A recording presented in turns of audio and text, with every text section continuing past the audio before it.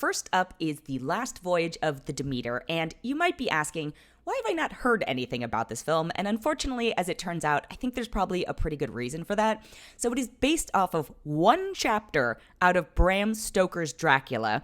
And let me tell you, one chapter does not a movie make. Well, okay, that's wrong. I'm sure there are plenty of short stories and chapters and whatever that can be successfully converted into a feature-length film.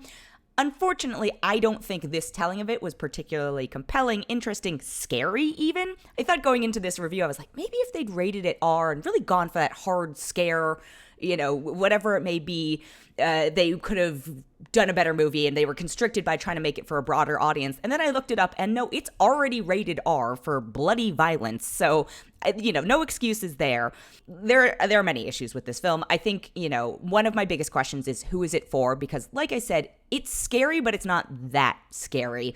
There are a lot of jump scares, which I am very susceptible to. If you've listened to my reviews recently of things like Talk to Me or even Haunted Mansion, I fully admit I'm a huge chicken. I watched this movie from so sunken into my chair that there's probably a divot left in this AMC. But that's not because I was necessarily scared of the things that were going on. It's mostly just because, a jump scare is this visceral reaction that as a human you are just prone to react to. But this is not a movie that haunted me afterwards. And a lot of horror movies, even bad horror movies, are capable of that. So I think that is the biggest criticism I think I have for this, is that, if you're going to go for horror fans and if you're going to go for an R rating, play into it, scare people. I think the blood, violence, guts, etc. just kind of felt unnecessary in this and not compelling or terrifying in a I'm scared this would happen to me way, which I feel like is kind of what a lot of horror fans are going for oftentimes. But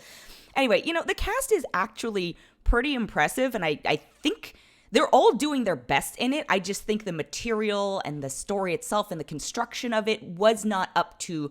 They deserve better. It has Corey Hawkins, Aisling Francoisi, David Dastmalchian, whose name I always have so much trouble pronouncing, John Briones, who, if you don't know him, he's actually a theater star and a great singer, etc. And then you've got Liam Cunningham from Game of Thrones. And I think my also number one rule now is, if your ship's captain looks like Liam Cunningham or Bernard Hill from Titanic, don't get on the boat. That's just the rules. Don't get on the boat.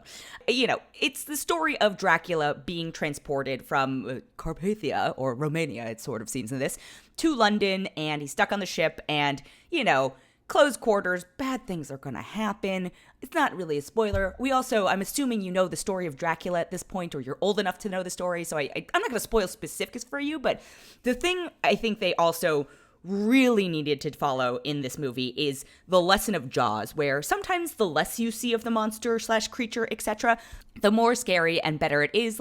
Leave it to our imaginations, especially if you're gonna go for something that's not as grounded. I don't think we need to see the humanoid ones, but by the same token, I think one of the scariest things about Dracula himself is that he does blend. And this one, they went in a very different direction. And if you've seen the trailer, this is not a spoiler because they very much showed the whole vampire early. He's like a bat, like a weird, naked, skinny bat with bad dentistry. And I don't know why. I just didn't find it scary, and I should, because, again, I watched this movie from the depths of my seat, but it just looked so ridiculous, and, the CG wasn't great, and I just, again, it's they paid attention to things. They spent money on this movie. I just think it went wrong in trying to rely on basic tropes, and I didn't feel like they tried to bring a unique perspective to it. I didn't feel like the person was like, we have to tell this story. I think there's this whole subplot-ish kind of metaphor going on about science versus the unknown and needing to explain things, and it's so poorly handled in this. It's just so rudimentary. The whole thing is just rudimentary, and it's not even scary. I went with someone who is more of a horror aficionado, I think, than I am, and they seem to like it more than I did. But as someone who is, one, not a fan of this genre in general, or it's not that I'm not a fan, I just get really scared easily. And the fact that I wasn't justify this beyond the scope of the 2 hours I had to sit there for the movie, which, let me tell you, is about 30 minutes too long, I think. I wouldn't feel comfortable recommending this to any of my hardcore horror fans because I don't think it has anything to offer them. I don't think it has anything to offer people who are not fans of scary movies, and because they went for this R, there's just this unnecessary level of violence to a lot of it that felt like violence for the sake of violence versus violence to make you really, really scared of this creature. And then there's the folks who probably have no idea what this movie is. And again, this is the first you're hearing of it. And you're like, should I go see it? I'm telling you, no. Honestly, I think the majority of other interpretations of the Dracula story in particular, or other vampire stories, or whatever it may be, there was just not enough in this particular movie to justify the translation of the one chapter into this 2-hour movie. So I am going to give this a 2 out of 5, and I feel like I'm being a little bit generous with that, but that's because, again, like I said, the actors were trying their best. You could tell like the set had actually been built in parts. I actually thought the costumes were well worn and all this. It's like the little details where I was like, God, somebody cared enough, but why didn't we care enough to be like, yes, we are really going to figure out how and why this story should be told now. There's a reason that this chapter has not been adapted as extensively before. So 2 out of 5 for the Last Voyage of the Demeter for me.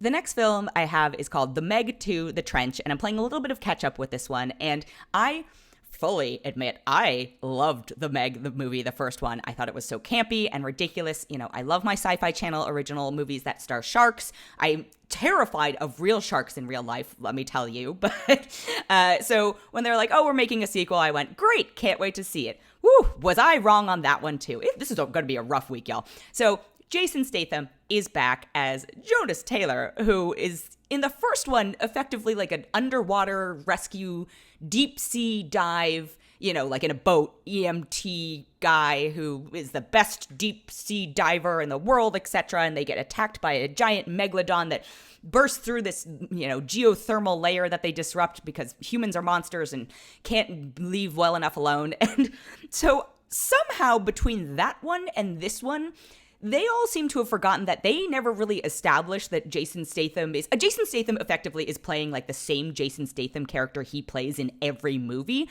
So he suddenly has all these fighting skills and like maybe not hacking skills, but he has all these extra sets of skills that they did absolutely nothing to establish in the first one and weren't like, in the interim between the Meg 1 and Meg 2, The Trench, he's been training special ops stuff. And maybe there's like a one line where they drop his background in something, but all his characters blend together. And Jason Statham, I actually think, is a very charismatic person on screen. And so you kind of just go with it. But it's just, I'm trying to figure out how to say this without spoiling it. So I think I will frame it as, do you have to have seen The Meg for The Meg 2 to make sense? Not really, because for whatever reason, a lot of folks didn't come back. And so in some senses, they are starting fresh. And in some senses, they are picking up where they left off. So, you've got a couple characters who've transferred over from the last one. Like I said, Jason Statham's character is back. Paige Kennedy and Cliff Curtis are back from the cast of the last one. And then Sophia Tsai returns. She was the little girl in the first one. And then you've got all these new folks who the movie's just like, look over there. They have been in his life this whole time or whatever it may be. And just asks you to roll with it, which can be good, can be bad, but, I don't actually technically think you need to have seen The Meg to have The Meg 2 make sense, because so much of it is also over-explained, but also has zero logic to it. So it can hold two truths. So, yeah, again, Meg 1, fighting giant shark movie. Meg 2, sort of fighting giant sharks, but also fighting other people and other creatures and defying a lot of science. I get it's supposed to be science fiction and all that stuff, but some of these rules like physics and biology need to hold true, and this one just wants to go ahead and ignore those. And if this had been fun and campy and ridiculous, I wouldn't care. I wouldn't care at all. But it is so self-serious and yet not entertaining. And I think it knows that it should or wants to be entertaining, but is trying too hard in some places. And not enough, and so by the time, like, maybe when the third act rolls around, some of the silliness and absurdity of, sharks, giant sharks on the loose. And I always love that in these movies, the scale of the sharks always seems to change. It's like one particular one is this size in this shot, and then suddenly it's like twice as long, but it's the same shark. I don't know, megalodon. Anyway. Okay, so this is all a long-winded way of saying, should you see The Meg 2, The Trench? Even if you were a fan of the first one, I'd say just rewatch the first one. I don't think this has a lot to offer. Or just wait until it comes out on home entertainment and watch the third part, or just watch a Sci-Fi Channel original movie that stars a shark. If you were not a fan of the first one, absolutely not. Even though you could just plug into this, not a chance that you should see this, because if I didn't have fun, and I was, the target audience in some senses, because I think the ridiculousness of the first one is great, yeah, and I was disappointed. I can't in good conscience recommend it to anybody else. And so I am going to unfortunately give it a 1.3 out of 5. And my last movie this week is called Heart of Stone. And I don't like weeks where I give low ratings to all the movies, because I go to the movies, or this is a streaming movie, so I sit at home, and I want to like these things because I am putting hours of my life that I don't get back into seeing them. And also, I just love movies. I love TV. I love all of it.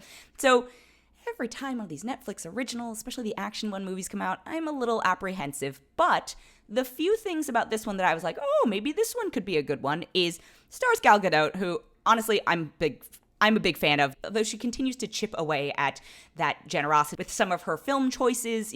I still think she as a person is a charming human being, but some of these movies, let me tell you.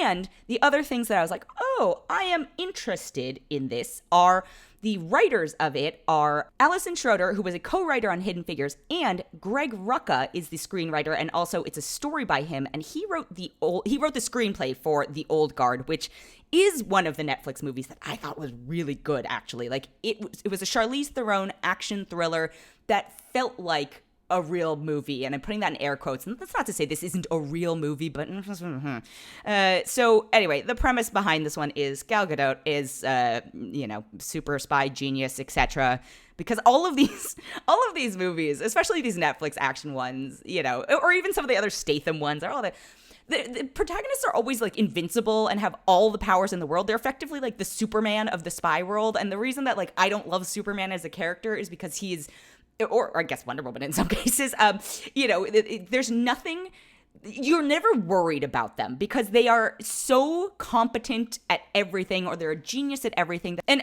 I feel like they played like spin the wheel of bringing in other major action franchise bits and like Frankenstein them together into making this movie, because you've got I'm just gonna say it, like there's a big AI component, which is the villain du jour right now, and you've got your like Mission Impossibles and Fast franchises have been dealing with AI for a while. You've got your set on an airplane action piece, which is classic James Bond. You've got this sort of secret cabal of super spies, soldier, intelligence agents, etc., which feels very John Wick, and they all use like code names and stuff like that. And it's just, I didn't feel like there was an original idea in this entire movie. And sometimes that can be fun and like fine if you want to turn your brain off. But this was, oh my God, it was such a slog, and it was 2 hours long, and it felt so much longer.